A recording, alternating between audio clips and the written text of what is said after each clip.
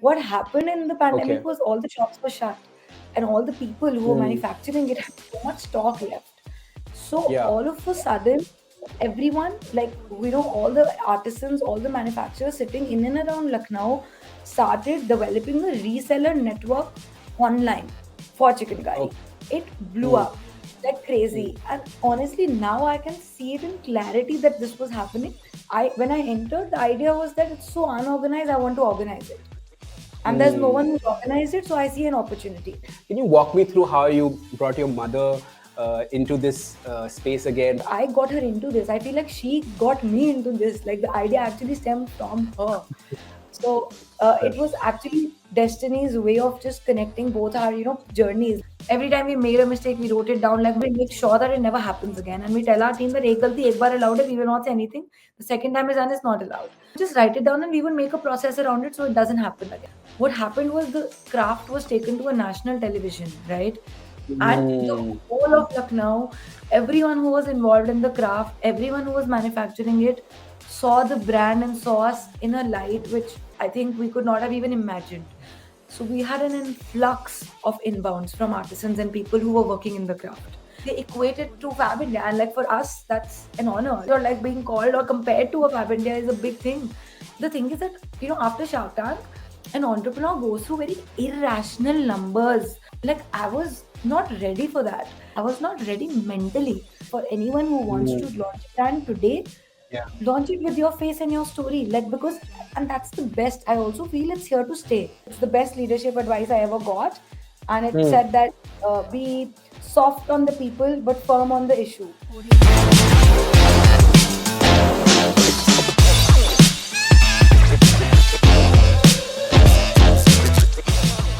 You know, some conversations stay with you long after they're over, and my chat with Aakriti Rawal, co founder of House of Chikankari, was exactly one of those. I'm Anubhav Sarkar, product marketer at Begin, and your host of Let's Unpack. And in the latest episode, I sat down with Aakriti to dive into a journey that's as heartfelt as it is impressive. She started House of Chicken Curry with her mother in 2020, right in the middle of the pandemic. And what began as a small homegrown effort has grown into a multi crore brand working with thousands of artisans across India. And at the center of it is a mother daughter partnership that shapes how they build, create, and make decisions together. In our conversation, Akriti opened up about figuring out production with traditional artisans. She spoke about handling an overnight surge in orders after Shark Tank India. She spoke about navigating burnout, shaping team culture, managing marketing spend, and learning to grow alongside a company, all while building with her mother as a co founder. What stood out most was how honest and grounded she is when talking about leadership, growth, learning from her real experiences, and staying true to what matters. It's a story of resilience, creativity, and conviction. And I'm super excited for you to listen to this one. Hope you enjoy the episode. I think the first thing I really wanted to just start with is that I believe you've done your masters in the UK from London, and you've even done your undergrad there. So I wanted to understand how your experience was. Did that play any role in how your future career went? Do you have any learnings from that experience? So, honestly, I went to Delhi University for about 6 months before I went Mm. abroad. So, I always, after school, wanted to. I was in a convent all my life. So, like 12 years of my life, I was in a convent school. And after Yeah. school, I always wanted to go abroad, like to study. And the primary reason for that was I used to feel like whenever I like met my other friends outside of school, I used to feel like being in a convent, like as a millennial, like I didn't get much exposure, I would Mm. feel that, like, I don't know if that was true, like, or not, but I used Mm. to feel that I wanted to uh, be in the real outside world more. Like, I was in my own bubble in that convent school, so I Mm. always wanted to go abroad, and I always told my dad, or my dad used to say that go for masters. And Okay. then I went to, like he just said it, like he just said that you can go to DU. Actually, dad said apply, but what happened was I ended up scoring really well in my 12th boards, and I Okay. got a very good Delhi University college. And I didn't Mm. expect to score, like, I don't know, 95, 96%, 96 some 7% I got. And I thought that I'll get like between 90 and 92. So dad will have Mm. no choice, because Delhi Mm. University I won't get into only. I actually didn't envision that I would get into a good college, but when I did get into a very good college, which is Hansraj, my dad Hmm. like kind of then pushed me to, okay, you got such a good college, you should stay here for your undergrad and maybe you go for masters. And Hmm. I got through 2 3 colleges at the time, but Yeah. somewhere I joined DU. I went there for 6 months, but I just felt internally like I didn't feel fulfilled, that I Hmm. really wanted to get the exposure, like more than the Hmm. education and everything. Like I was really like, Hmm. I felt like that exposure, or like, living alone, doing your things alone. Like some of my friends who had gone, or like whose siblings had gone, had spoken to them. I just like craved that, I want to experience that once, what it feels Yeah. like. I want to grow up. Like I Yeah. want to actually move out of this bubble that mom, dad, and my, school has Hmm. kept me in. So that Yeah. was like a very internal calling, I feel. So after 6 7 months, actually, I was really not happy. Like even though I was in Hmm. a great college and I made some great friends there, and I'm still like friends with them, I love them, but I think internally didn't feel as fulfilled. So I decided to apply and I went to King's the Yeah. next year, to a gap year. Then I went to King's for 3 years, and after King's I went to Imperial for my LS master's. Imperial. So I was there Okay. for Okay. 4 years. And my primarily, like, what I think I really I discovered myself. I feel like in every Hmm. aspect of life, I really don't think I would have discovered myself so soon if I didn't, have that 4 years of my Yeah. life. Yeah. There are a lot of things I realized about myself. There are so many friends you make, so many friends you lose. There's so many, like, through those 4 years, like you're doing so much on your own. Like you're falling sick, you're going to the hospital for 2 days alone. Like, you're like, these are all like personal things that happened to me. And then, like, even in terms Hmm. of like work and career, I would say, like, I realized so many of my own skills. I realized that there's a lot of focus on group work in Yeah. London colleges, Yeah. right? So, like, I don't know how it is now in India. It's changing as well. All these new colleges are exactly, using the same format, but at that time it wasn't that common, especially in DU and stuff. So when I went, like, there was so much group work, especially in Imperial in my master's. It was intense. Like I was in like college 20 hours, like Hmm. sometimes, and like doing group work with like people from everywhere in the world. And I realized, like, my leadership skills, my ability to lead, my ability to take the, call or lead what we need to do during Yeah. these, like, I would say, projects. Like I never knew I had it in me, up until then. Like in school I was not really involved in any of these things, or like I was not a prefect, or I was not Yeah. like the one who was like, I would say I was always I always scored well. Like I was studious, but I was also naughty, so I Hmm. was like, mix. So I never like got the chance to recognize these skills that I have. And through those 4 years, I think I realized and I really reflected on what my skills are: my communication, my Yeah. ability to take the decisions for the group, my ability to organize. Like I realized I'm super organized. Like I can't work without a structure. So there were a lot of my own skills that I realized. And I feel that because of the format of education, Hmm.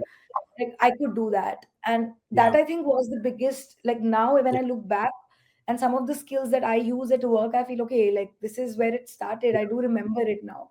Yeah, I'd like to touch on a couple of threads that you mentioned, and sharing my own experience. I could relate to a lot of things that you were talking about, especially getting out of your parents' shelter. I had that initially, not abroad, but in India. I went to Pune to do my undergraduation, and that really built a lot of character for me. It was not abroad, but it was still away from your family, and that helped me then when I went abroad for my Yeah. masters. And the whole curriculum that you spoke about, like, no, I didn't even have exams. I just had group projects. I had to go Hmm. out in the field and create Yeah. like live exhibitions, etc. So I completely understand where you're coming from in terms of your like getting out of your comfort space around your family and then going out and then experiencing learning, and that's definitely, I think, played a part in how you are, how you work now, how you communicate Yeah. with others, how you build relationships. Like you said, we're meeting people from all over the world, still have those friends from back in college. So I completely, like, I could relate to what you were saying. Moving on, if you don't mind, I just want to ask, like, you've attended and you've come on quite a few podcasts over the past 2 3 years. Like, I was researching, and that's when I was getting a little nervous, because how do I talk to you and ask you questions that you've not already Mm, addressed? yeah. Like, very specific questions people have done their research and asked you through different stages of House of Yeah. Chikankari's, past 5 years. But Imperial I'll was still a try my best. London was a Yeah. new one. I was saying London was a new one. No one's asked Okay. me about my college before. That's a good start then. Thanks, Akriti. But moving on, uh, I am going to touch on some of your previous answers from like 2 3 years back, and then see how they've how things have changed, or how things have improved, or like what's different now. But the first thing I want to get into is I was doing some, like, I'm a marketer, I'm a product marketer, so I'm every day I'm in, like, on Google Search Console, I'm checking Google Trends, etc. And one thing that really stood out for me is that Google Trends showed like a sharp rise in the searches for chicken curry around 1920. Okay, online. So, what's your take on this shift? Because if I understand it right, I was talking to my wife the other day about this podcast that I'm going to speak to you, and she told me that chicken curry has always been popular among many Indian women. Like, historically, growing up, even in the 2000s, she was always like aware of chicken curry garments because they were quite common. But then again, when I see Google search trends, something changed in the 2019-20. So what do you think got chicken curry to the forefront again? Was there anything particular that changed? Was it the pandemic, or like was it already shifting? What are your thoughts on that? I really feel that it was the pandemic, Okay. because the industry till today is Yeah. about 90%, 95% unorganized, 95% in fact, I feel. Right? So it Okay. was always available in local regional stores. Like there would be one Mm, store in Bombay in one street, Delhi mein Lajpat Nagar mein ek store hai. So it was very unorganized retail. What happened in the pandemic okay. was all the shops were shut, and all the people who were Mm, manufacturing it had so much stock left. So yeah. all of a sudden, everyone, like, all the artisans, all the manufacturers sitting in and around Lucknow started developing a reseller network online for chicken curry. Okay. What they started Okay. doing was they started telling people that we have these goods, we'll keep the stock, like a drop shipping model, with Mm, homemakers primarily who were doing it at a very small scale. Like Joe, like like someone in my colony, for example, is sending in their colony group that buy this yeah. chicken curry, and like the manufacturer is giving to her for like 500 rupees, she's selling it for 600. I'm giving an example. So that, because the manufacturers and the vendors and the artisans were left with no option, the reseller network, and because the homemakers were also very free at the time, everyone was at home Mm, to mm, actually sell it and spread the word of mouth. It blew mm, up like mm, crazy, and honestly now I can see it in clarity that this was happening when I entered. Like I also didn't know that it's like blowing up right now. Like when I entered, the idea was that it's so unorganized, I want to organize it, and there's no mm, one who's organized it, so I see an opportunity. I didn't see, and the fact that there's no brand like that exists. So these two three things that I saw, but I think it was really right timing, because it was mm, right time, right place, because it did happen at a time when the searches were also increasing, because the mm. craft was moving from unorganized retail to online e-commerce. Yeah, yeah. So, and then, like, people started, like, earlier they used to buy from like offline vendors, right? Like you go to the shop and buy these Yeah. kurtas, chicken, and then suddenly people started searching for it online, for the multiple reasons that you discussed. That's interesting. But how it got into, fruition, like House of Chicken Curry. Like, can you walk me through how you brought your mother into this space again? Because, or was she already thinking about it? You've also spoken at length about how she was looking to find that identity of hers again. What was the conversation like? So honestly, like it's not like I can't recall like one particular night or day when it happened, right? Like it's our Yeah. life, it's our entire lives. Like it's a story of our lives. So when I say it, it probably sounds like mom and I had this conversation. Like we've had the identity conversations at multiple times of our lives. When Mm, I was growing up, mm, when I was in London, my brother was, a grown up. So he was like almost in 10th, 11th grade at that time. So multiple times on occasions, mom had mentioned to me that, yeah. now he's grown up, now you're gone, dad's busy, like I want to do something. So like it's not like, like probably not said it to me directly, but it's like as a daughter, I also know my Mm, mom, right? Like what is she trying to say? So yeah.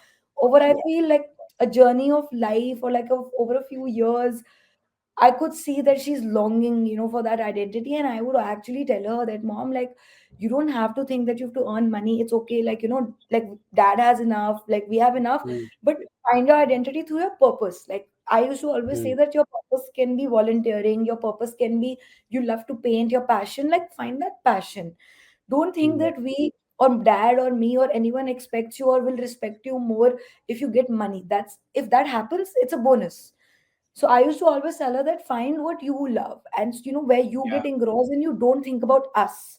You need to Okay. stop thinking about us. So that was always my conversation with us, that think about yourself first, do your thing, and then you come to Yeah. do things for us, because you've always been just putting us first. And it's just like, I think, high time that you put yourself first. So this was an ongoing conversation always. And I think somewhere in my heart, like I really, really wanted her to find her purpose, because I felt that she would never be happy.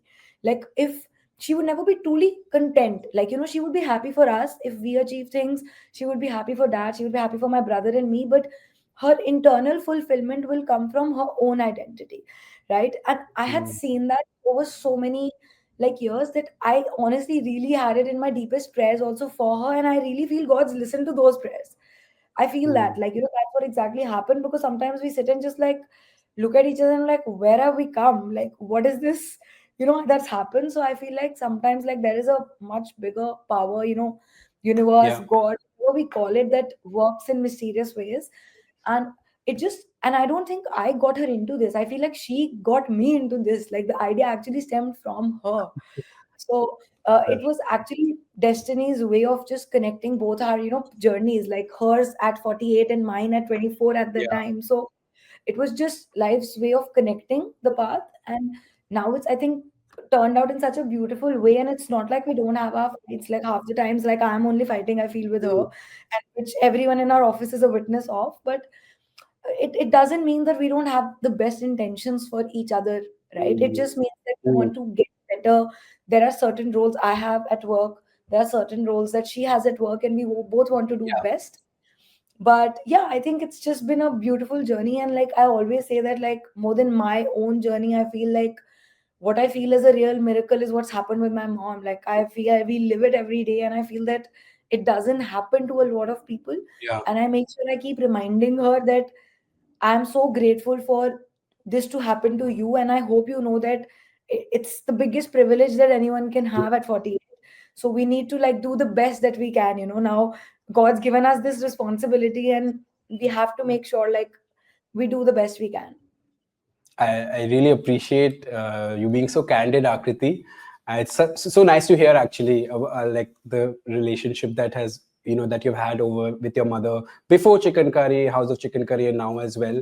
And what I've heard about and read online, uh, correct me if I'm wrong. The sense that I get is that you handle certain domains like marketing, social media, business strategy, finance, etc., external funding, and your mom, if I'm not wrong, handles some of the production quality and design aspect of things. Is that how Yeah. tasks are segregated amongst you? Yeah. So in that thread, like uh, at some points maybe your roles are bound to overlap, right? So how do you really solve maybe disagreements or like a difference in opinions? Do you ever think of like just deferring to her judgment because she's senior, I beg your pardon, or do you all have like a objective debate about around things? How does that happen? So honestly, our overlap is very, very less, honestly, and I feel Okay. that is also like a very good thing for us, because I was always the marketing and the business person. Like, I didn't know anything Hmm. about fabric or Hmm. production when we got into it. The Yeah. reason why mom Yeah. got attached with me is because she had a lot of experience of designing for herself, for me, over the years. She was doing Hmm. it as a passion, right? Like, so she had so much knowledge on those things that I actually had no idea about costings. Like, of course, now 5 years into the journey, I've learned it from her. I've learned it Hmm. like from my team, like people who've joined us and taught us new things.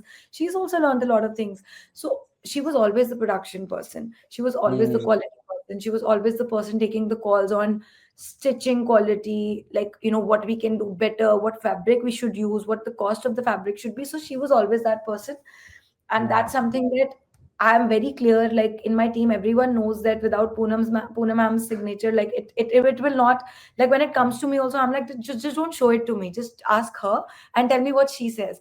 Because I understand that that is her expert area.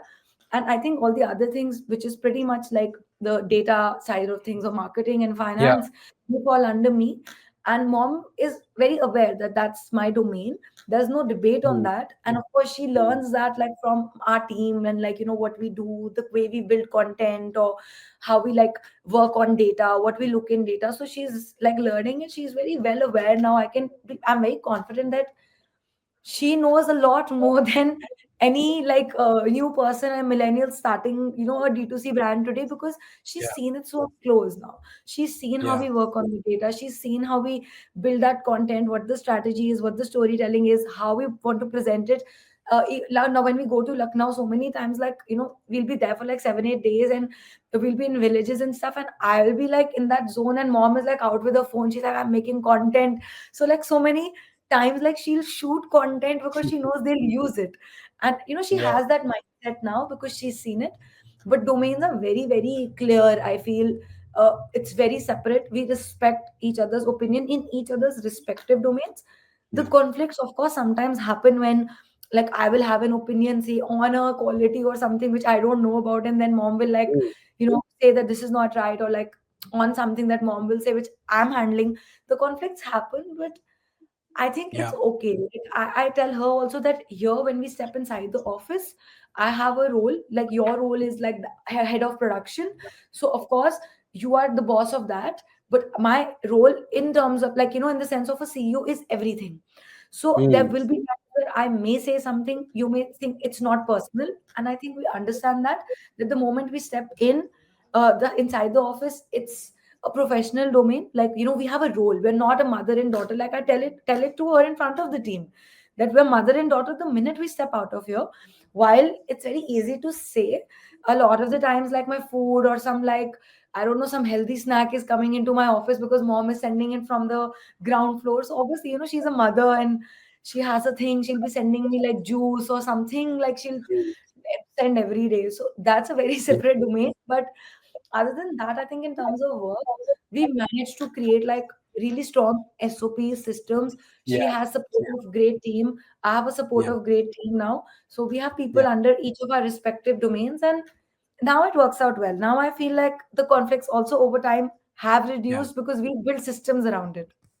Yeah, these systems that you're talking about, right? These processes initially, exactly, in 2019-20, when you were starting out, how did you really deal with that? And speaking, you must have had to speak to multiple artisans and artists like across Lucknow, in the places around Lucknow. So, how did you really gain their trust and like support to digitize the entire process? Like, what were those initial conversations like? How did Poonam ma'am and yourself really go out there and Yeah. it must have been difficult because it was quite like a building a brand from scratch, and like these artisans who are manufacturing for years on end, they are mainly white labeling it, right, if I'm Yeah. not wrong. So like getting that brand, that mindset into the whole picture, how did you do that?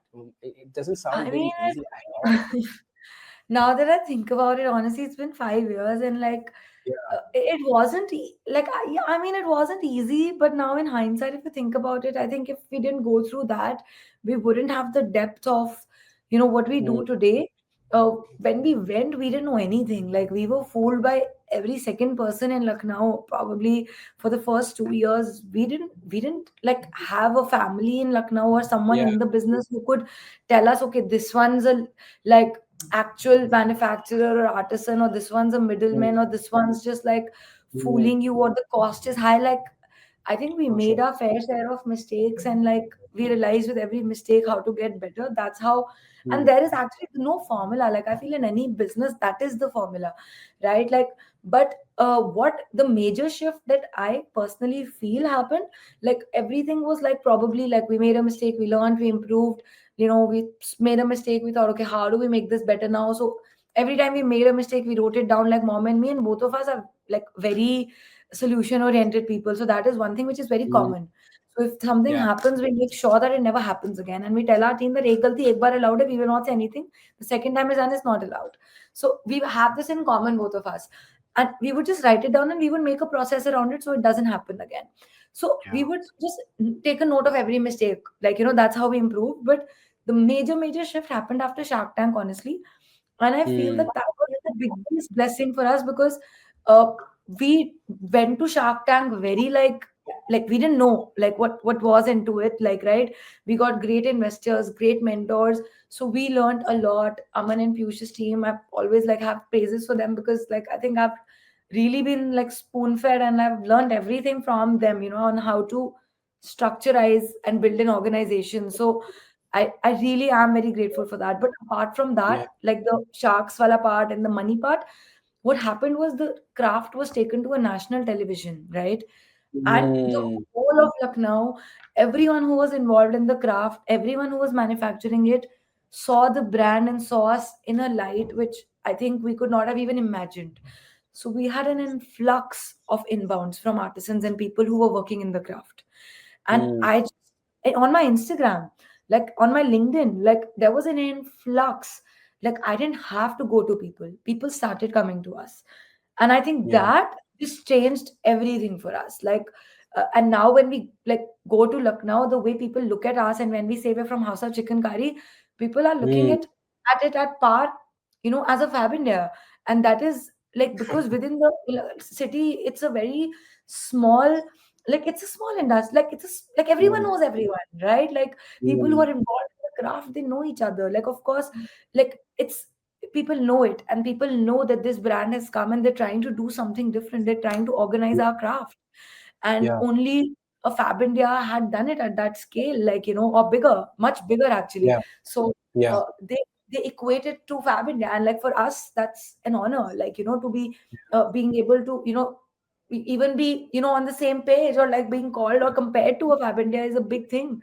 So when we go, we're like overwhelmed. Like I don't think we can sleep for days. Every time we go, we meet people, like people like the last time we went, like there were like people who were messaging me on Instagram that you and Poonam mama here, we heard, we want to meet you. So like there is just so much inbound after Shark Tank that we get, and Mm. it's just crazy. Like it's just a feeling that like, and I have my own like trackers. Like I make sure that I keep a note of all the people who reach out to me, and every time we're in Lucknow, I make sure I meet each of them. Like even if they're small, I want to meet them because I feel like that is also kind of our purpose. Like I don't just want to work with the big people. I want to work with people who are actually unorganized and I can grow them with me.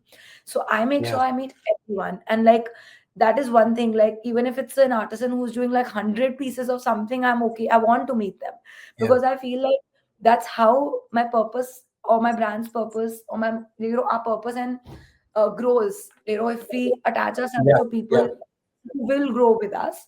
So that's been Yeah. something which has been like game changing. I think for us, Yeah. it's just crazy. I'll I'll get to the Shark Tank point that you raised a little later, further down the conversation, because I have a few other questions around Shark Tank as well. But before that, I want to double click a little bit on the the products itself that you're making, and like so. I'm a little like unaware of all of this about like garments and like all the different kinds of materials, the craft that people have. I'm technically not sound in this domain, but can you explain to me, uh, for House of Chicken Curry, is there a challenge in maintaining, say, a certain level of consistency and standard quality, or does that not really happen with hand embroidered things because it's hand done, right? So there will be few imperfections, and that's what makes it unique. Like, how does that work? If you can just educate me. Yeah. So Chikankari is an embroidery, right? It's done on different Yeah, fabrics. yeah, So yeah, as a craft brand or any craft brand that's existed at scale has only done it by maintaining quality standards, right? Because okay, it is not okay, yeah, at scale, like it is probably on top of the biggest challenges that any handcrafted brand at scale would, yeah, yeah, have to solve for. yeah, And yeah. while customers are very well aware when shopping from a handcrafted brand, there will be Mm, some differences. Each mm, product is mm, unique, There are, Hmm. of course, standardized quality measures for a lot of parameters that you have to maintain, like Okay. fabric or the stitching quality or the Hmm. size. So there are like inefficiencies, or like, or not inefficiencies, I would say like discrepancies in Yeah.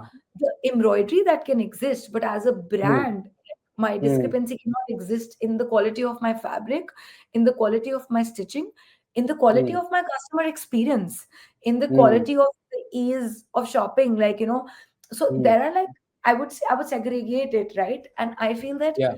customers will be okay with that. The embroidery is upar niche thoda bahut, but everything Hmm. else, like finishing, the fabric, the Yeah. experience, everything has to be perfect, because I am building a brand. A brand is a Yeah. promise. At the whole point of a customer not shopping a chicken curry from an unorganized retail shop and coming Hmm. to House Hmm. of Chicken Curry to buy it, where the prices may be a little more, is that I'm promising you that your experience and your quality of everything else will be amazing. So it's a promise of quality, at the end of the day. Yeah. Yeah. I get that, and I think you said it might price might be a little higher, but then you're also working um, on this simultaneously as a social venture as well, in terms of compensating the artisans in a fair manner. So that needs to be priced in as well, and there are a lot of moving parts, like you mentioned. So yeah, that really answers my question. I'd like to move on a little bit now to you had made a very like a post that had gone viral last year, I believe, on LinkedIn, about just burnout. Like it's something like you felt very personal about. Despite the fact that House of Chicken Curry was doing record revenues, you were doing like celebrity collabs, and you were raising more funding. Um, it looked from outside as though things were so like marvelous, but you still really wanted to press pause and like think about yourself, and it was a little very personal note that you had shared.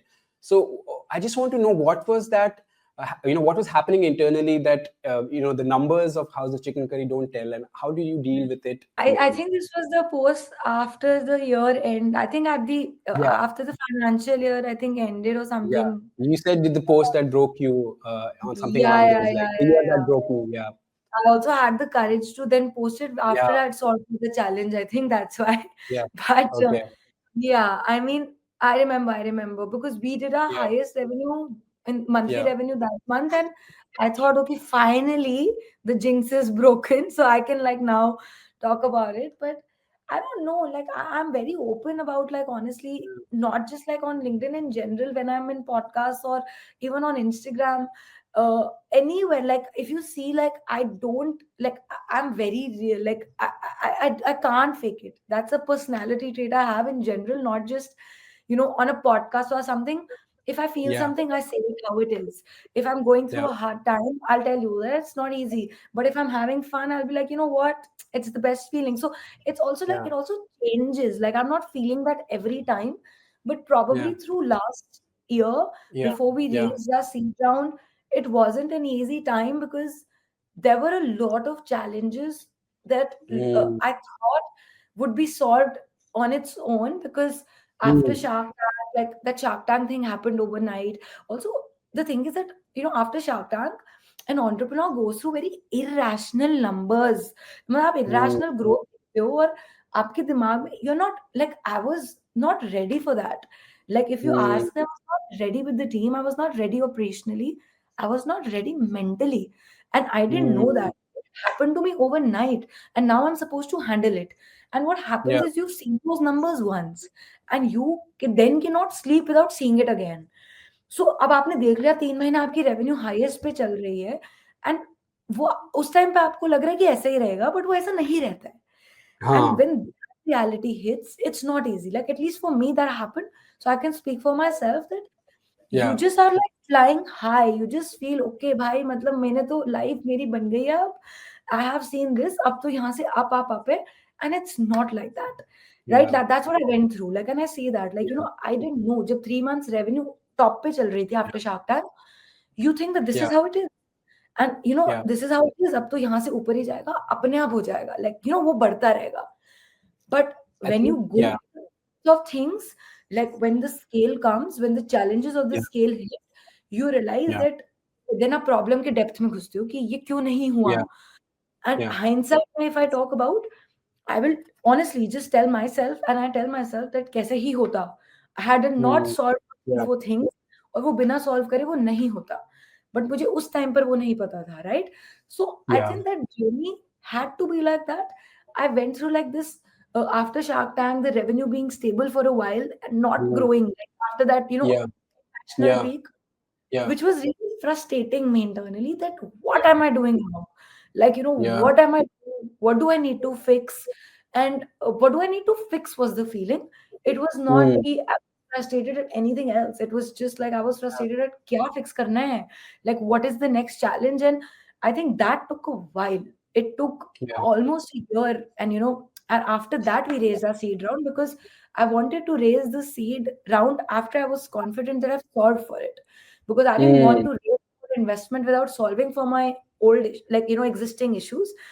And Yeah. once I believed that, okay, now I have a strong hold, I know what I need to do, Mm. I know the next path, I know what I need to do, because I have spent enough time in figuring the problem and the solution, is when we Yeah. went for the sit down. So I think that post was kind of like, that frustration slash happiness of finally breaking through Yeah. that challenge, of overcoming that challenge of stagnant revenue for a year, because it was just figuring out that what needs to Yeah. be done now to go to the next Yeah. level, I would say. Yeah, personally, I like that post because it showed that, that there's a real person there with like some personality and character, that you're able to be vulnerable after having going through so many hurdles, but still coming out on top and sharing that. I think lots of small business owners and entrepreneurs can, take a leaf out of your book there. So thanks for again being so candid. But now I'll come to Shark Tank, because you did mention a couple of points that I was going to touch on.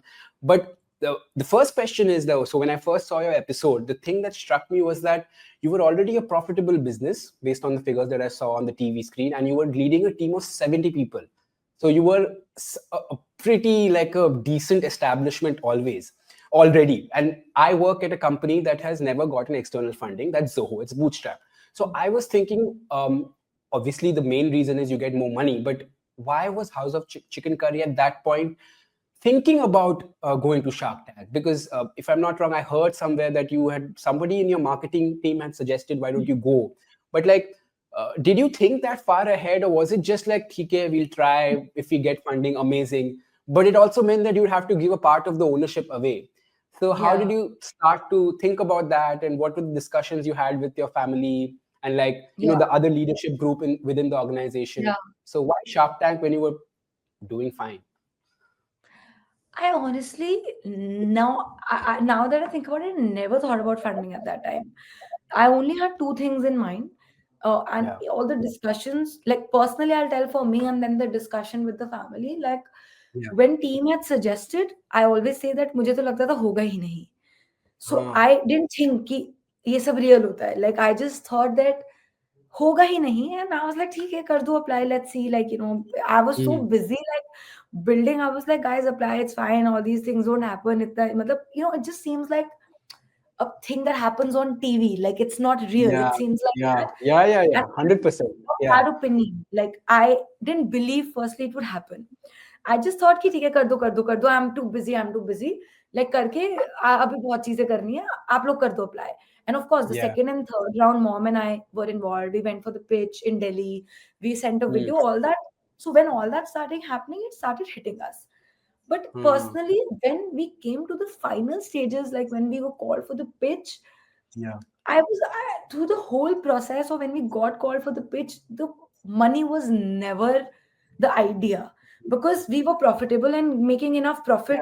When it was going fine और काफी अच्छा profit ही था, मतलब अब तो mm. उल्टा हम Mm. खर्चे ज्यादा बढ़ गए हैं. We had now senior management team and stuff. उस टाइम पे तो सीनियर मैनेजमेंट भी नहीं थी, तो Mm. ऑपरेशंस टीम थी, लिमिटेड रेंट, सब कुछ खर्चे भी कम थे, राइट? बट हाँ, हाँ. that was, I think, when I thought about Shark Tank, it was just purely like for me. I was like, okay, यहाँ तक मुझे आता था. I could Mm. take it till here. Now I don't know what next. Like that was a very, very Mm. strong feeling in me. And I was like, okay, so mom is relying on me for the vision, and mom can be the best person for production. but she is relying on me कि अब आगे कैसे वो तुम्हें पता है, because I am handling the Mm. business side of things, and like Correct. everyone like, and in my team everyone's looking at me for growth, and I'm like यहाँ तक Mm. तो मैंने कर लिया, अब इसका next layer तो I also have not figured out, and I Mm. don't know, no one in my family comes from a business, no one's in my family related to clothing. How will I figure this out? I need a Mm. person who's done consumer businesses, who's built brands, who can guide me, and that was the only thought कि Yeah. मुझे कोई mentor दे दो जो मेरे को थोड़ी tips दे दे, मैं उनसे 4-5 Yeah. टिप्स लेके I will do Yeah. it. So the only and only thought was that even if I get one shark, I will get to go to the next level कि कैसे करते हैं, Correct. अब यहाँ से मेरे को अब नेक्स्ट लेवल पे जाना है, I am at like 15 crores, how do I go to Mm. 50, then how do I go to 100? Just show me the direction, I will figure it out, Yeah. but because no one in my family had done a business, so that Mm. was a very strong feeling in me कि बस एक mentor मिल जाए. And I've always been very like since childhood only, like I've been very like, you give me a direction, I follow it very, like I'm very particular, like sometimes I may be Mm. derailed if I don't have a direction, but if I get a good direction, I'm very good at following it. So Yeah. that's my personality, I know myself, so if someone guides me like with one thing, I'll do 10 on my own. So Mm. I knew that this is Mm. how it will be done. I'll get a shark, Mm. and I wanted Aman and Piyush both, honestly, because I'd seen all the episodes and I really resonated with the way, no, Yeah. no offense to anyone else, of course, but I resonated Yeah. with their personalities were and how they were building businesses. And I kind of manifested it, I feel, because they turned the plot and they were not investing before. Like, I think 1 hour into the conversation, they sort of converted. And Yeah. this was one thought that I'll get mentors. And I think the second was, of course, brand visibility. I was like, Yeah. Matlab, House of Chikankari is like my baby, right? And like, if it Mm. goes on national television, I'm getting free marketing, which is worth 10 Yeah. crores, prime time, Sony TV. Yeah. It can't hurt me. Like, it can only help my brand. So Yeah. there's nothing to lose. अब पैसे Yeah. नहीं मिलेंगे, no problem, चलो visibility मिल जाएगी, let's go and Yeah. try. So money was actually not even on the list of my criteria. Mm. Yeah. Even when I was raising my seed, I think money was always secondary. I've got mostly founders from startups, ex D2C, consumer brand startups, and some family offices who were invested in. I've been very, I would say, uh, not picky. Picky is not the right word, but like Mm. very conscious of the people who have been on a cap table, because I really enjoyed the mentorship with Piyush and Aman's team. So I feel Yeah. like it's always just helped me.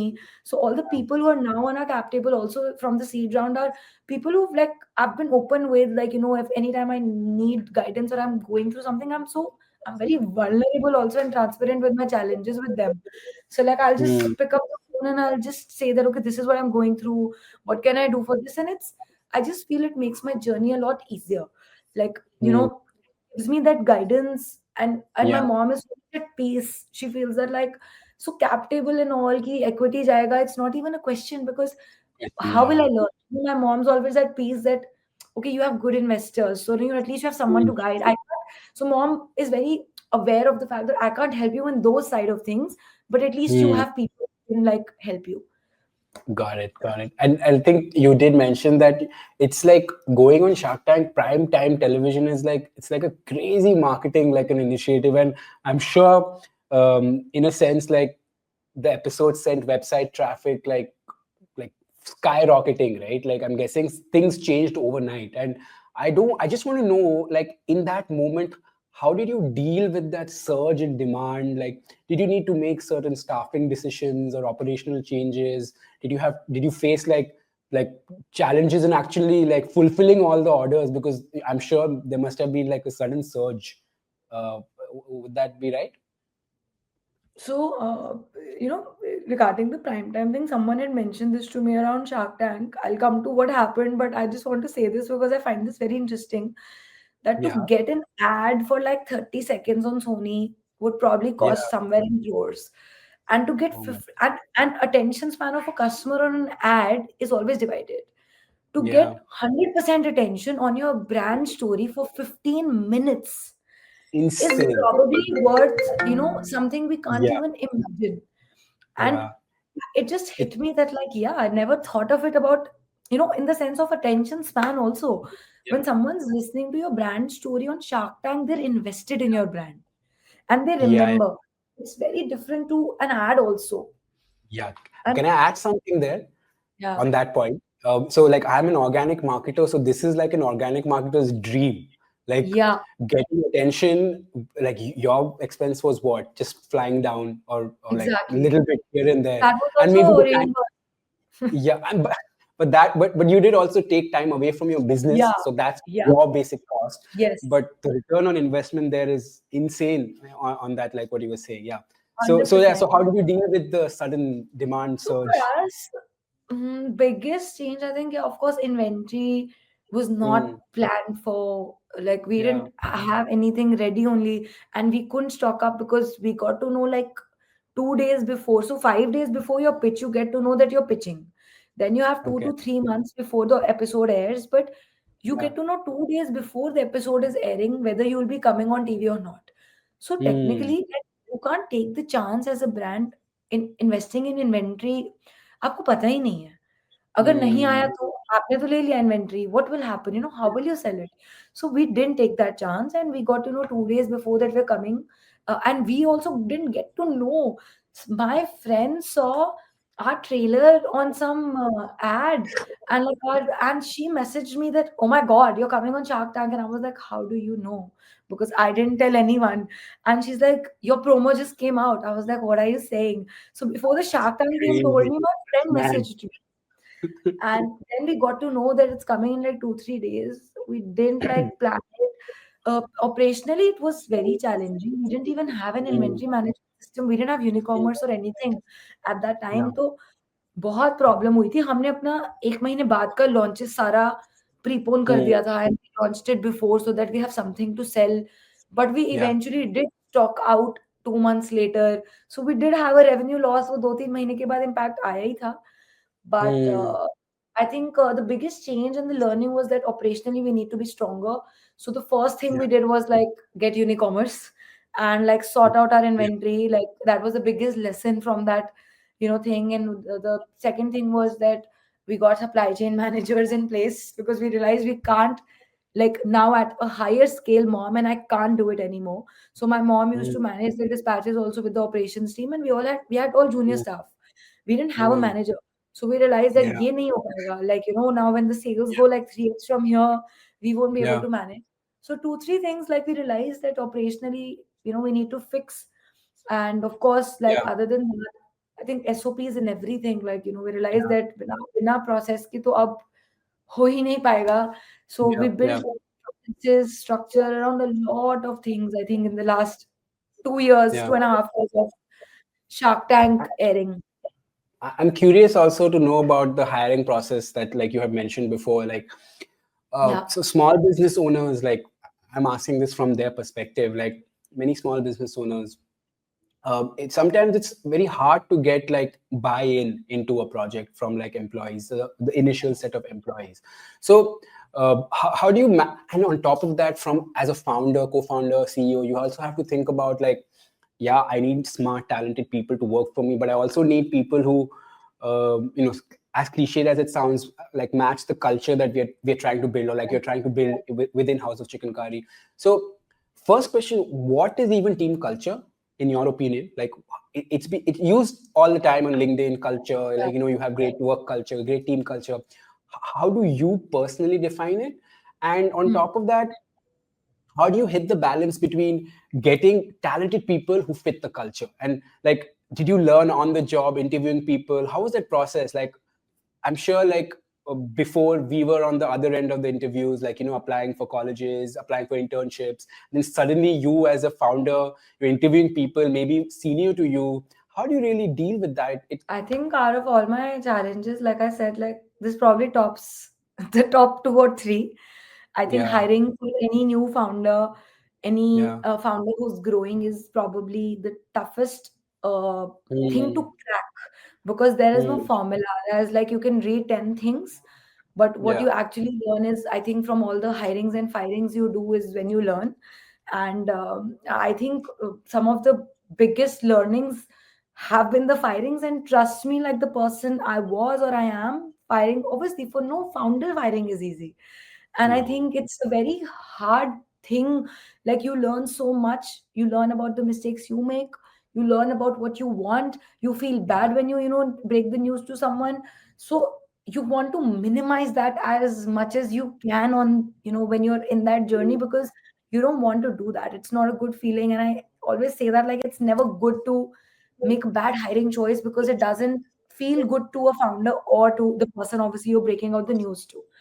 So I think my biggest learning obviously has been on the job, and all the mistakes I've made during, yeah, like the whole process of hiring. And the mistakes probably have been uh, early on not realizing the skill set as much, not Hmm. realizing the skills I need, because I didn't know. अभी chat GPT के साथ मेरे लिए बहुत easy हो गया है actually. I write my problem statement like, this is where the gap is, what is this role called. Like, three Yeah. years back, honestly I didn't even know. I used to ask like people around ki, Yeah. अच्छा ये जो for example, I'll be like, अच्छा ये जो listing करते हैं इनके profile को बोलते क्या हैं, like, what do you call this role, like I don't Yeah. know how to write on LinkedIn. So I would not even know the titles. So how do I Hmm. titles के अंदर का KRA अभी बहुत easy हो गया है, right? Obviously, like, Ah, ChatGPT solves, you just write your problems, it'll tell you what you need. So I'm hmm. the gaps in my team with the problems I have. And Yeah. Yeah. so I think that was a very, very big thing, that early on, like the first 1 or 2 years, probably my own inefficiency was not realizing the skills I need. That Hmm. got fixed, I think, last 2 years back. And when I started looking for senior managers, I was very particular about the gap I wanted to fill. I think then the last 2 or 3 years, now I think I'm a lot better. I'm a lot better. Hmm. I think I'm like 70% better than what I was. But the last 2, 3 years, probably the mistakes that were there were Yeah. probably not realizing the attitude and the culture fit. Yeah. And that is not anyone's problem. I don't think anyone's right or wrong. I think Hmm. it's like a marriage only, right? It like it fits, it fits. Like, the personalities have to match, like the team Yeah. culture, and like the team Yeah. has to align. So I don't blame anyone for it, but myself for not realizing it, that Hmm. this person may or may not be a fit. And Yeah. I think now I'm a lot better. I exactly know the things I want, and I think before, and now I also feel like to just fill in a role, sometimes I may have been like in a hurry to hire, and I would have closed a role just because I wanted to close the Hmm. role, and because I was patient to find the right person. And now I don't do that. So now Yeah. I'm like, it's fine, it takes 2 months more, I'll wait. So Yeah. now I'm like it's better. A bad hiring is costing me more, Yeah. in terms of training time and everything. So now I think those things have changed over time. And now there's a lot of, I think, patience in me, in terms of, it's okay, we'll handle it, 2 more months won't make a difference. So all those things Yeah. come with time, I think. And now we have a structured formula, like, we'll have skills, we'll have attitude fit, we'll have an assignment, we'll have a Oh, you know wonderful. yeah. So Yeah. now everything is Did structured, of reference, background checks. Okay. So do you Wherever now have like a people department that leads all of this hiring process? So like you build that over the last 2, 3 years, is it? Yes, yes. I have like a really strong person in my team now, who's been groomed with me and seen the challenges with me, Yeah. who Yeah. understands me. And I think Yeah. background checks is also something that early on startups, growing startups don't do. हमें पता ही नहीं है Mm. भाई. Mm. Startup का like they'll charge us 1,000 rupees for a background Mm. check, or Yeah. more, 2,000. We don't have that kind of budget. And now, of Mm. course, like sometimes even more, like, but over time, with people, like there were people who came, who lied about their designation, lied about their salaries, showed fake salaries, photoshop karke designation badal diya. And we are getting to know this 4 months later, 5 months later. So obviously we've put our checks now, background checks are happening, reference calls, police verification, everything we do, because now we realize that this is safeguarding us, for a from a firing, which it's not a Correct. cost we were incurring today. So we realized the importance. We've put like all these things in place, and it's become a lot better, lot structurized. And like Yeah. we do employee Yeah. cultural events for the culture. Like we'll make sure that there are Fridays, Yeah. we do employee Yeah. of the month in both operations and like management. We'll do like Mm. events like in the office, outside the office. So there is like a lot of focus on like employee engagement. Or also Yeah. in terms of leadership, probably my idea is just flex, like just do your job, be accountable. Mm, I don't want to trouble mm. you. You just, if you're accountable enough and you follow your red lines, I don't want to like trouble you. So I do give that freedom, because I tell them that I'll give you freedom, you give me freedom. But obviously, accountability is the most Yeah. important. Yeah, and I think the fact you mentioned about like background checks and all of those checks and balances that you have in place, especially now with generative AI, like uh, anyone can sound like polished and like very Yeah. smart and like by the way they put themselves out there in any application, but everything is like now like it can happen in a 2 minutes, 1 minute. So like that's so important to really have those checks and balances in place. So thanks for sharing that. And now I want to really like dive into a domain that I would say that you and me have common in terms of marketing.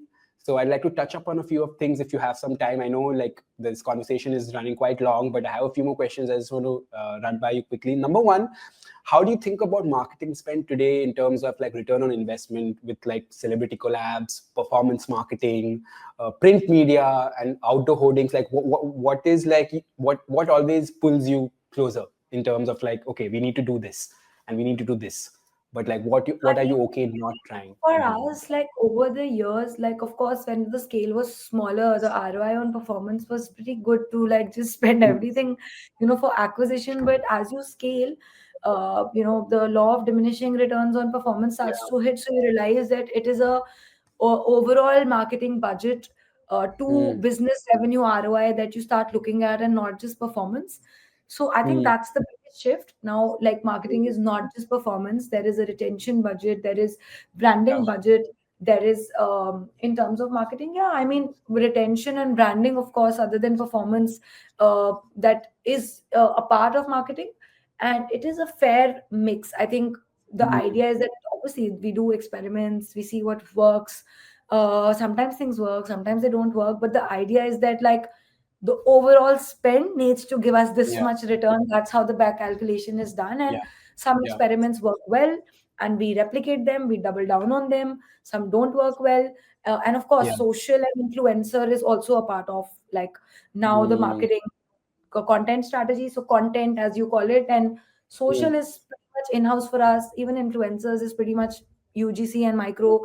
So we mm, focus a lot on UGC creators, where the budget may not be as high, but the point and the communication of yeah. the brand story is strong. Yeah. Content social is a lot organic on team, and my mother and I, so Yeah. founder-led content. So we try to save that each penny, wherever we can. And of course, performance is the biggest spend, and then followed by retention, branding, all those things. The idea is that like you look at it from a very wholesome perspective. Even like Mm, now we do look at like channel level, like marketplace and mm, websites, mm. to understand better. But at the end of the day, the customer journeys are so like, I would say, like someone's looking like, so like everyone's like someone's Haywire. this Yeah. yeah, someone's discovering you on a Google, but like going and shopping on a Mintra, someone's finding you on Mintra, coming to your website. There's no attribution you can really put to it. So I think Yeah. what really matters is now we also look at it from a wholesome perspective, like all Correct. channels together. We do have Yeah. understanding at the channel level, but we know that at the end of the day, what matters is that like the overall business revenue and the marketing overall spend needs to be in a certain check point, and it Mm, needs to be certain, checkpoints, and that's what matters. That's what's changed now. Like I think in the yeah. last 1 or 2 years, we've focused on that a lot, because I think but yeah, yeah. Yeah, that yeah, point is very pertinent actually. Like the customer journey not being linear. Like yeah, yeah. I completely relate to that because we also ran a TV commercial recently for Begin, and we went to the studio, shot the video, like made it a little bit of a Diwali campaign sort of a thing, and uh, we did not. Our end goal was not like direct signups from that ad. Like Mhm. we were also thinking about brand awareness, and like you said, it's Yeah. like a holistic package. Everything needs to move together. So yeah, that resonated with me what you said. And another thing I have observed and I really appreciate is that very rarely do you see founder-led content even after a brand scales. So I think your mother and yourself, you've been coming consistently over the past, like since you started, and you've also started some podcast, like branched out episodes and shows, I believe, which I saw on your Instagram. So I'm looking forward to see how that develops, and I hope that like your founder-led content series just continues, because that's super. It's not that common, like I would say, in D2C. Would that be your assumption as well? Or I do mean, now I think it's become a thing. I feel like अब तो सभी कर रहे हैं, उसके बिना brands, new brands तो नहीं बन सकते without that, I feel. But mm, when we started it, we didn't even know it's called founder content, right? Like abhi ye sab mm, terms aa gaye, founder led content, like all yeah, these terms are very new, but for us there was no option. Like we were like, yeah, okay, we want to communicate the story, we don't have money, we don't have a budget, kaise kare, apne upar shoot karte hain, chalo mom ki story dikhate hain, like, you know, it will be resonating with people. So the yeah, idea was, it came to us very organically, and yeah, it was not like thought of in a strategic way ki founder led yeah, content. I would, and I think people also see through it कि yeah, ये yeah, strategically नहीं कर रहे हैं ये. अब of course mm, आज की डेट में आप मुझसे पूछोगे तो स्ट्रेटेजिक नहीं है, but it's a part of our strategy, right? Like it is mm, a part yeah, of what we do, because it is what it's working, right? It's getting the best mm, ROI, best yeah, results, people are relating to it the most, and people want to see more of it. So the customer is yeah, deciding what we're like yeah, shooting. But when we started तो ये सब होता नहीं mm, था, and I feel कि अभी तो need of the hour हो गई है for anyone who wants mm, to launch a brand today. yeah, Launch it with your face and your story, like, because, and that's the best. I also feel it's here to stay. I also feel mm, ki it's not like an influencer marketing thing, which, you know, over years we've seen influencer marketing thoda kam ho gaya hai. Like, you know, mm, people are saying that people were, after pandemic bahut zyada like influx of influencers aa gaya tha. mm, I don't think founder led ke saath for a very long time this will happen. Number one, mm, entrepreneurship is here to stay for a long time. yeah, Number two, it's your unique journey. It cannot, each entrepreneur's journey is unique, so you can't replicate my journey. आप अगर मेरी story देख रहे हो और आप किसी और की देख रहे हो, it is so different. What I'm learning yeah, from Aakriti today or what I'm learning from an XYZ founder is so different. So you can true, follow 10 different founders, you know, you can learn 10 different things, and you're feeling enriched as a person, you know, you're feeling inspired as a person. So I just feel that yeah, it's something which is so unique, and the competition cannot take that from you. People have mm, so many chicken curry brands have come up, and fair yeah, enough, like, please, everyone's free to, you know, enter the industry, do what you want to do.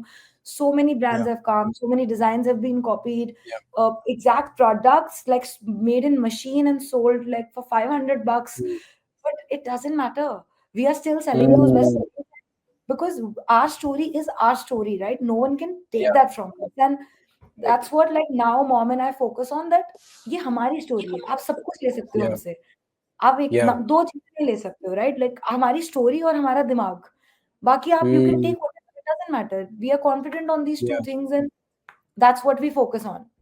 yeah.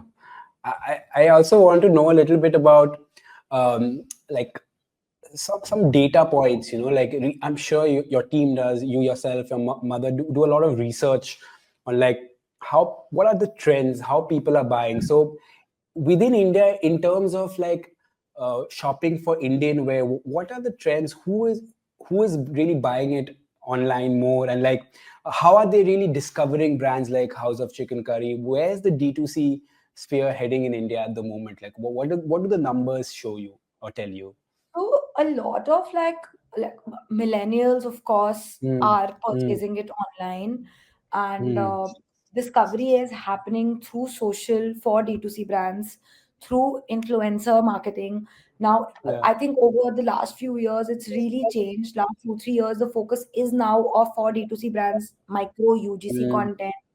I mm, feel a lot of customers also become your kind of, you know, uh, they kind of help you spread your word of mouth through their social profiles. So one very yeah. interesting thing that's happening in the last few years is that, like, not just micro UGC or influencers, right? Like, Mm, each customer has become your influencer now. So if someone has 500 followers or 1,000 followers, their 1,000 followers are looking at their profile. yeah. And what Yeah. we really focused on since the start is a lot of customer oriented content. So even Yeah. on our profile, like on our social media, we've written that, like, you send us a collab request and we'll accept it. So Yeah. any customer who sends us a collab request, we accept it. There's no Yeah. bias. Like, we're like, okay, Mm, you know, we don't have to pick, you know, who's good, who's not. Like, your sharing with your 500 people, so you deserve to be featured on our profile. And that's how we treat it as. And I think that's worked out really well for us. Like since the start, it's worked out really well.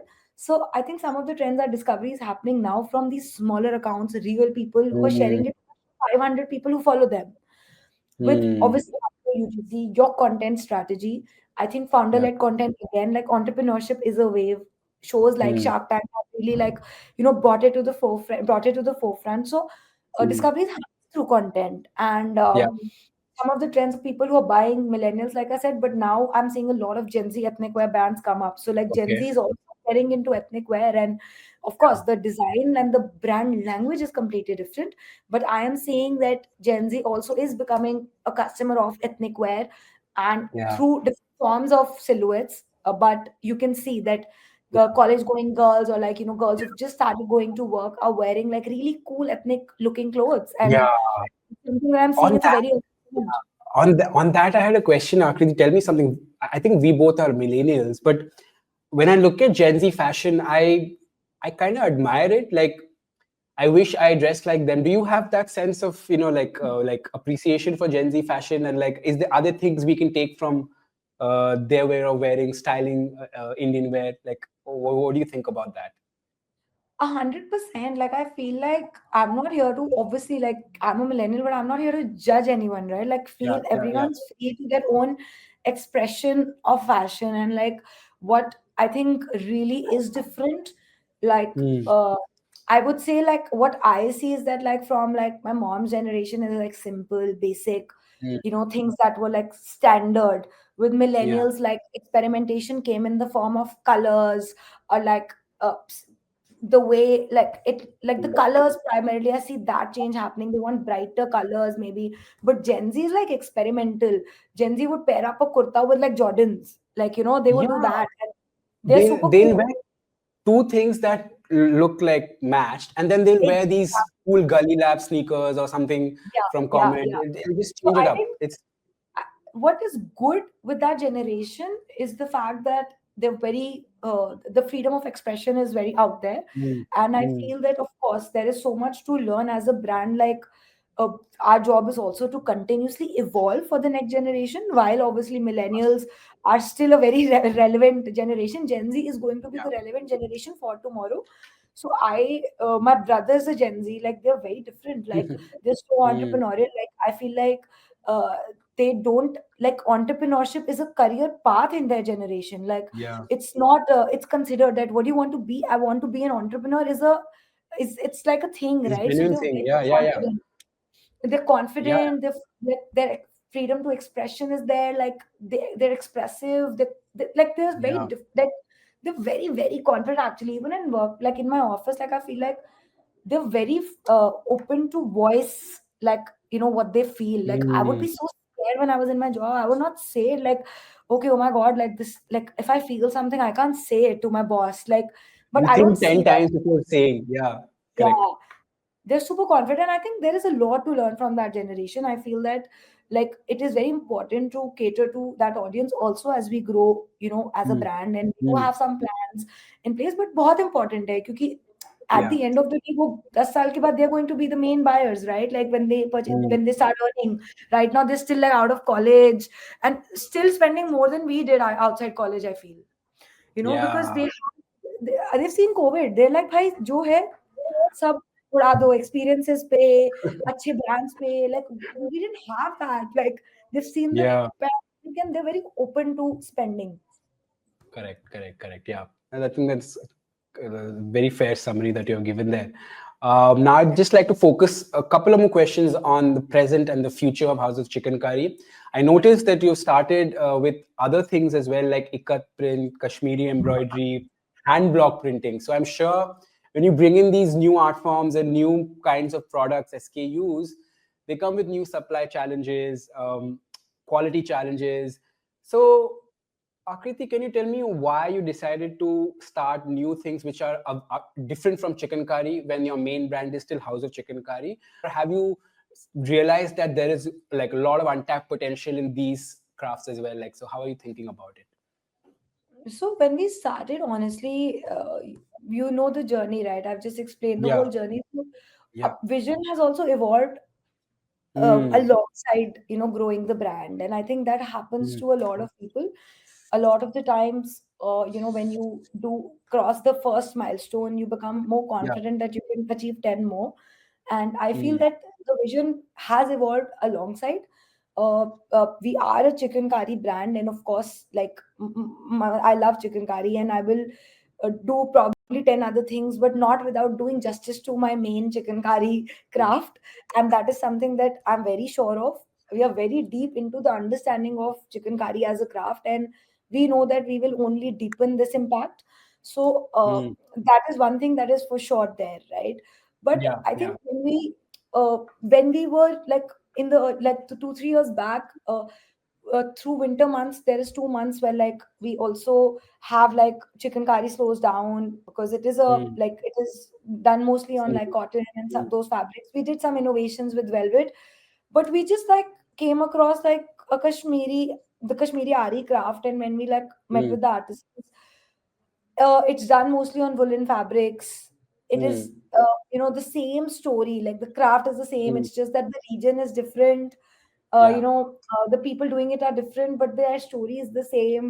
The Mm. years of, like, I would say years of embroidery being there is the same. There were so many similarities that I found when I thought about it, that okay, I'll do a limited Yeah. edition uh, Yeah. through winter months just to see how it Mm. works. This is 3 years back, Mm. and I think that's what we did. Yeah. That's what we did, and so yeah, I mean, through 3 years, 2 years back we launched it, and we, as a limited collection, thinking that the story is the same, and, like, let's take it beyond, and let's see how people accept it. So we let the customer Yeah. decide, Yeah. and I, last year I kiya, find. फिर second Yeah. time, third Yeah. time इस बार किया, and the idea is that every year we did it, it went crazy Yeah. for us. I was saying that every year we did it, the customers just told us that you need to do more of it. So this is Mm. first year we did it stocked out in 20 days. Third year we did it stocked out in 1.5 months. Third year doing it, planned it for 3 4 months, probably going to be Okay. stocked out in 2 months again. This is our third year going, Okay. and it's a problem, but it's a unique problem to have, right? Yeah. Currently, Yeah. and we realize that the customers really trust the promise. Like, they don't Mm. they care about us, as a chicken curry brand, but they trust our promise of being an authentic craft Yeah. brand also. So our Exactly. customer decided it for us, and now we feel that it's our responsibility to Mm. tap Mm. into, like you said, the untapped potential of these other Mm. crafts which have Mm. not been given Yeah. the you know Yeah. uh, well deserved, I think, podium they deserve, and the place they Okay. deserve. So chicken curry is something we keep deepening, while Yeah. this is something I I think, I don't know, like, this is something I do to deepen the purpose, and Mm. also, like, continue the brand, like Yeah. chicken curry chal raha hai, wo badega, but I need to have five other things because this is what I plan Yeah. to do lifelong. So, like, I don't want it to ever, the potential of it to ever, like, Yeah. be Go down. stopped. Like, Yeah. The name House of Chicken Curry, I'm just thinking about it. There's potential to have so many brands, right? Like, I'm not saying you that's your plan or you yeah, might want to do, but House of something, like, it just sticks. And because Chicken Curry has grown so well and become so prominent, I think, like, the traction for the other brands, if at all, I'm thinking in a hypothetical world, would be amazing. So yeah, that's wonderful to know. I just want to know, do you have any plans to open up a physical brick and mortar store in the future? Is that something you've thought about? so I mean, that's something we've definitely thought about. We feel that Okay. we have a lot of untapped potential right now in online Mm. itself, because there were Yeah. a lot of challenges we were solving for the last 2 3 years. Mm. Yeah. Marketplace as a channel is only 1 year old for us, so we've not really gone Yeah. D2C, still our biggest channel. So we feel online itself has a lot of potential, untapped one, Okay. for us. So our focus right now is that, but of course we have thought about offline presence, and Mm. that's something that we would love to venture into, and Yeah. get more learning on. We already know, like, we have like a pan India audience, even global Yeah. audience. So Yeah. there's just so much that we can do, and we are excited for that part of the journey when it comes. But I think as of Yeah. now, the prime focus is online only, but hopefully, yeah, in the future we will have an Sounds offline great. presence. I wish you all the best for that. when or if it ever happens, I think I'll look forward to seeing that. Now, I just have one final question for you, Akriti. We've had such a lovely chat. I've learned so much. But my final question for you is, if you have any recommendations for our listeners, anything that you've read or watched or listened to as a resource for like just personal entertainment or work related, we would love to have your recommendation. Just one thing I read, like I think just 2 3 days back, that I can probably suggest, which really resonated with me. It was something around the lines that it's the best leadership advice that uh, someone had given. Like basically, they'd written that it's the best leadership advice I ever got, and it Hmm. said that be soft on the people but firm on the issue. And it resonated with Hmm. me so much, because there are so many times that people in my office tell me that you never scold anyone, and I'm like, I don't Yeah, need to. Like if yeah, I can be firm and I can like get the work done, yeah, it really resonated with me, and that's like I think what my leadership style is, and yeah, I feel yeah. that's something that more people should practice, because without toxicity, I think just being firm on that issue, you can get a lot done. 100%. Yeah, yeah, And that's what I really believe in. So like I think that's something that I would like to pass on to others also, that I think it's the best leadership advice that I've also heard. So yeah, yeah. that. Thanks for sharing that. I'll also keep that in mind, actually. Yeah, it can be super helpful to just, stay calm and focused at the task at hand. Wonderful, Kriti. Thank you so much. I think I'm done with my questions. It's run over 1 hour. I'm so sorry for that. But it was a great chat. And yeah, if you have any thoughts, and we can close it after that. Thank you so much. Thanks a lot, Anubhav, for having me. And I just hope that I could add value in people, Yeah, whoever's listening to yeah, this, actually, can learn something from my journey, and would be happy to, I mean, honestly, help anyone in this journey, because it is not an easy one. It's a lonely mhm, one. So I actually take a lot of inspiration from podcasts of people who are like, build 100 crore businesses or 1,000 crore businesses. So a lot of times, even like singers and actors, like, I listen to the podcast, I'm like, everyone's problem is the same. So like, yeah, sometimes you just feel that to be like reach, yeah, say, I would not say successful because that's subjective, but like to reach, a milestone that you have in your head, yeah, everyone's going through the same, like psychological issues, hard yeah, work, like lonely yeah, days, low days. So yeah. I feel that everyone should just know that it's normal, no matter what scale it is. The scale keeps Yeah, changing, but it is something that we all go through. wonderful. Thank you, Akriti.